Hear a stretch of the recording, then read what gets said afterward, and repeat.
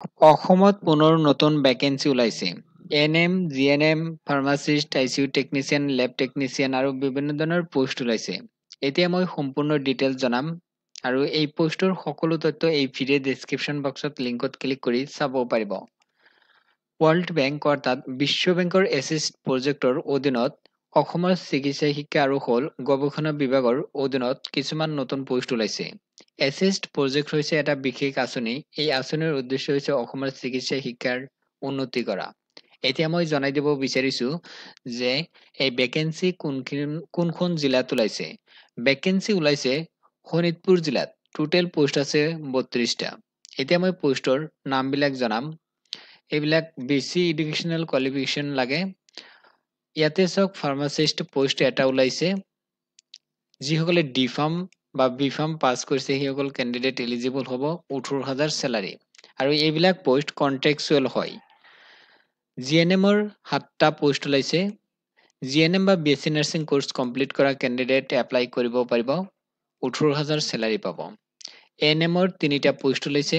ANM nursing course complete কৰা সকলে apply কৰিব পাৰিব। চেলাৰী ১৮,০০০ প্ৰত্যেক মাহত পাব। লেব টেকনিচিয়ানৰ ২টা পোষ্ট ওলাইছে। যিসকলে ডিএমএলটি কোৰ্চ কৰিছে সেইসকল কেণ্ডিডেট এপ্লাই কৰিব পাৰিব। ১৯,০০০ চেলাৰী প্ৰত্যেক মাহত পাব। আইচিইউ টেকনিচিয়ানৰ ২টা পোষ্ট ওলাইছে। যিসকলে পেৰামেডিকেলৰ diploma in ICU technician course কৰিছে সেইসকলে আবেদন কৰিব পাৰিব। ১৮,০০০ চেলাৰী পাব প্ৰত্যেক মাহত। একাউণ্টেণ্টৰ এটা পোষ্ট ওলাইছে। বিকম উইথ একাউণ্টেঞ্চি লাগিব।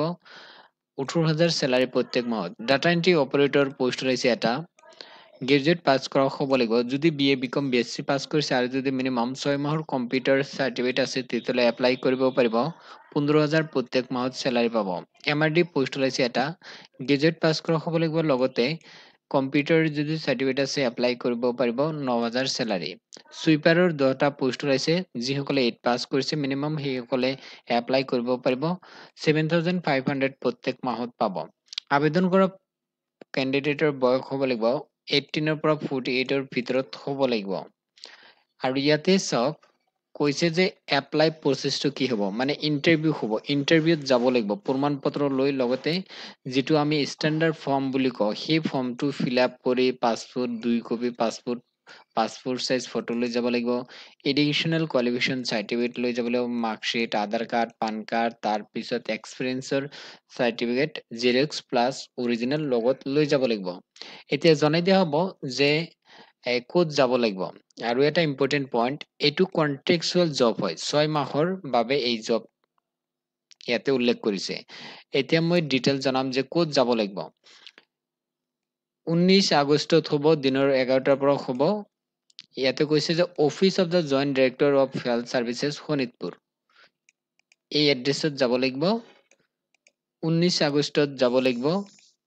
কোনবিলাক কেণ্ডিডেটৰ যিসকলে মেডিকেল বা পেৰামেডিকেল পোষ্টত মানে যাব বিচাৰিছে। মেডিকেল পেৰামেডিকেল কোনবিলাক হ'ব যে pharmacist, radiologist, GNM, ANM, lab technician, ICU technician এইবিলাকৰ হ'ব।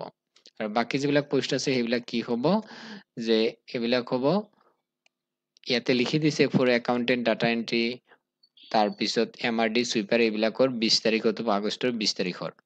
এতিয়া কাম কৰক, এই ভিডিঅ' ডেছক্ৰিপশ্যন বক্সত লিংক দিছোঁ। লিংকত ক্লিক কৰি আপোনালোকে এবাৰ ডিটেইলছখিনি চেক কৰক। আৰু যিসকলে যাব বিচাৰিছে ইণ্টাৰভিউত সেইসকল কেণ্ডিডেটৰ প্ৰথম ষ্টেণ্ডাৰ্ড ফৰ্ম লাগিব। সেই ফৰ্মটো লৈ মানে প্ৰথম ফৰ্মটো ফিল আপ কৰিব লাগিব, ফটো লগাব লাগিব, লগতে এক্সট্ৰা ফটো লৈ যাব লাগিব। তাৰপিছতে যাব পাৰিব।